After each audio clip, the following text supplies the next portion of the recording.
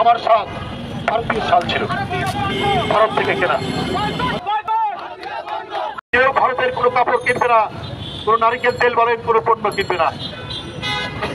ভারতীয় পণ্য বর্জন এই কারণেই আমরা করছি, তারা একটি অগণতান্ত্রিক জবরদখলকারী একটি সরকার, যারা জনগণের ভোট মানে না, যারা জনগণকে বন্দী করেছে তাদেরকে সমর্থন করে, তাদের পক্ষে দাঁড়ায়, কারণ তারা তাদের সেবা রাসত্ব করে।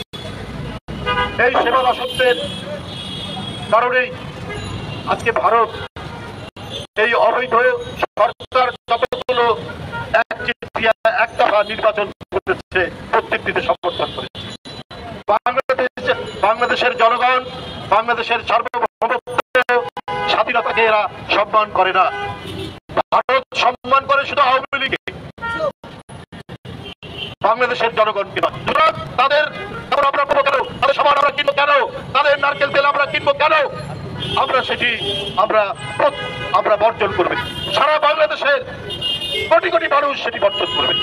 এখন আমি প্রতীকী বর্জনের মধ্যে দিয়ে এই কাজটি শুরু করলাম। দাও, এটি আমার সাল, ভারতীয় সাল ছিল, ভারত থেকে কেনা। আমি প্রতীকীভাবে শুরু করলাম আপনাদের কাছে